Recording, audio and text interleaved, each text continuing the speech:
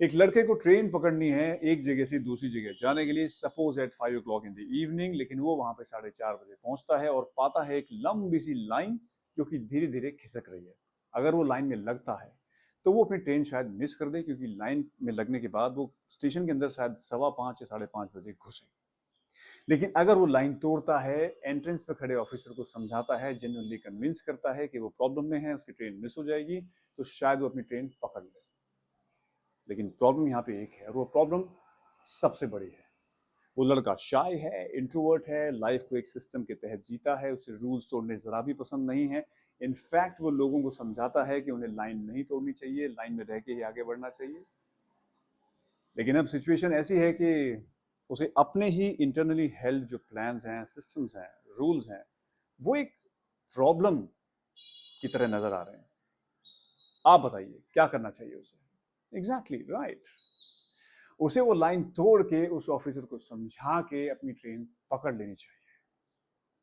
कभी कभी जिंदगी में ऐसी सिचुएशंस आती हैं जहां आप अपने आप को थोड़ा बदलने की जरूरत होती है।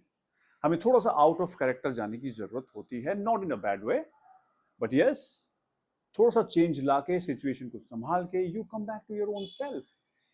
There is no problem in that, क्योंकि जिंदगी is non linear, it's not linear. यहाँ सिचुएशंस बदल जाती हैं, लोग बदल जाते हैं, तो आपको भी बदलने की जरूरत होती है। Hello, this is Manoj Chandila. I am an actor, a human behavior observer and a personality researcher. Welcome to today's topic, which is extraversion. Let's discuss this in detail. तो क्या है ये एक्स्ट्रावर्जन? क्या हम इसके साथ पैदा होते हैं या फिर लाइफ में ग्रेजुअली इसे हम अक्वायर करते हैं? वेल, लाइक आई सेड, हमारी पर्सनैलिटी 50% जेनेटिक होती है ऑलमोस्ट, एंड 50% को शेप करता है हमारा आस पड़ोस, एनवायरमेंट, कल्चर, सब कल्चर, दोस्त, and some unknown influences. Yes, you are that deep. So yes, आप एक्सट्रोवर्जन के साथ पैदा हुए हैं, लेकिन एक्सट्रोवर्जन के स्केल पे फ्रॉम 1 to 10 आप कहाँ हैं?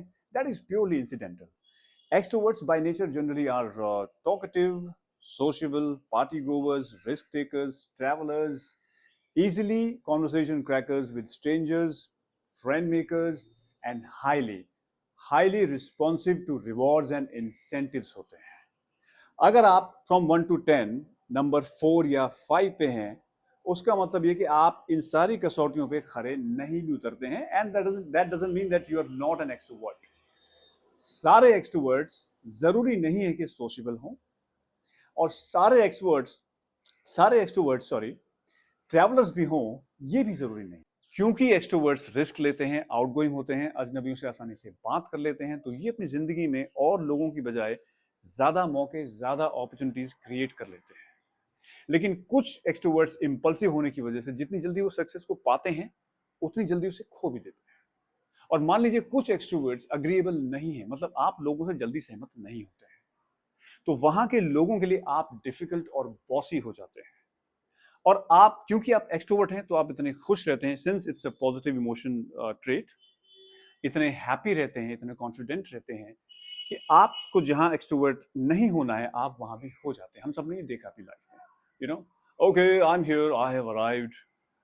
So you end up offending the CEO, your boss, your colleagues, your leader, which is not good for your success, professional success. So the question is, क्या करें इस ज्ञान का और क्या करें एक्स्ट्रा वर्जन का? वेल, सबसे पहले किसी भी रिलायबल सोर्स की मदद से आप अपना एक पर्सनैलिटी टेस्ट करें और अपने एक्स्ट्रा वर्जन लेवल को जाने के आप कहाँ हैं। सेकेंडली, मान लीजिए आप ऐसी जगह पे हैं जहाँ पे अपॉर्चुनिटीज बहुत कम है, रिसोर्सेज बहुत कम है, तो बन जाइए extrovert, go full throttle, 10 on 10 I would suggest, क्योंकि वहां पे सिर्फ यही काम आएगा।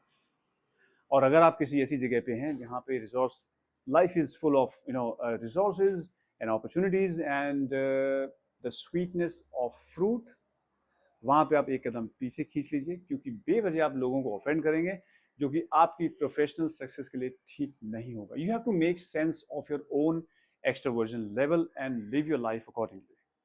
And I hope I made some sense to you. I hope I did not waste your time. I hope you utilized your time by watching my video. In fact, तो मैं आपसे सिर्फ एक ही रिक्वेस्ट करूंगा, क्योंकि हम अक्सर वीडियोस देख के यूं ही निकल जाते हैं। जाने से पहले प्लीज सब्सक्राइब कर दीजिएगा, because I need you. And I promise you कि मैं अपनी तरफ से पूरी कोशिश करूंगा कि मैं आपको ह्यूमन बिहेवियर की कॉम्प्लेक्सिटी, उसकी पर्सनैलिटी की कॉम्प्लेक्सिटी को अपने तरीके से समझा सकूं। Thank you very much for watching.